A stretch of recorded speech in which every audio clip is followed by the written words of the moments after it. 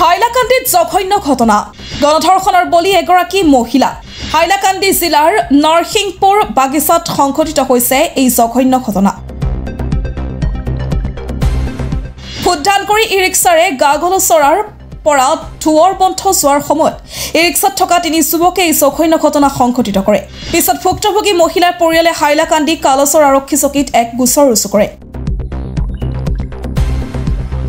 এই গোচৰৰ ভিত্তিত কালচৰ আৰক্ষীয়ে দুজন যুৱকক ইতিমধ্যে গ্ৰেপ্তাৰ কৰে ধৃত যুৱক কেইজন হৈছে কৃষ্ণ ৰবিদাস আৰু মুন্না কৈৰী বৰ্তমানে পলাতক আন এজন অভিযুক্ত এই ঘটনা সন্দৰ্ভত হাইলাকান্দি আৰক্ষীয়ে বৰ্তমানে তদন্ত অব্যাহত ৰাখিছে বৰ্তমানে মহিলাগৰাকী হাইলাকান্দি সন্তোষ কুমাৰ ৰায় অসামৰিক চিকিৎসালয়ত চিকিৎসাধীন আছে তো মেয়ে সুনিতা যে আমার প্রতিবেশী আমরা তো 2 তারিখ সবে পঞ্চায়েত ইলেকশন নিয়ে ব্যস্ত আমরা তো এগুলো কিছু জানি না 4 তারিখ আমি জানতে পারলাম যে তার সঙ্গে কালাছড়া সেকশনে নিয়ে তার সঙ্গে অশালীন ব্যবহার করা হয়েছে তার সঙ্গে অত্যাচার করা হয়েছে কথা শুনছি পরে তাই একটা নাম দিছিল কৃষ্ণা রবিদাস কয়ে ছেলে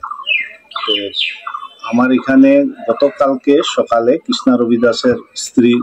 আইলো আইয়া কইল যে কাকু এরকম এরকম ঘটনা আমার জামাই তো এগুলাত নাই পরে আমি বললাম যে দেখো এখন যে জিও হইছে যে দর্শিত হইছে হ্যাঁ কমসে কম কইছে যে তারার এখানে যে হে আসিল তাই আমি তারার বুদ্ধি দিলাম যে দেখো তোমরা পুলিশ থাকি ভাগিয়া লাভ নাই যখন তোমার নামে কেস হইছে তুমি গিয়া সারেন্ডার হও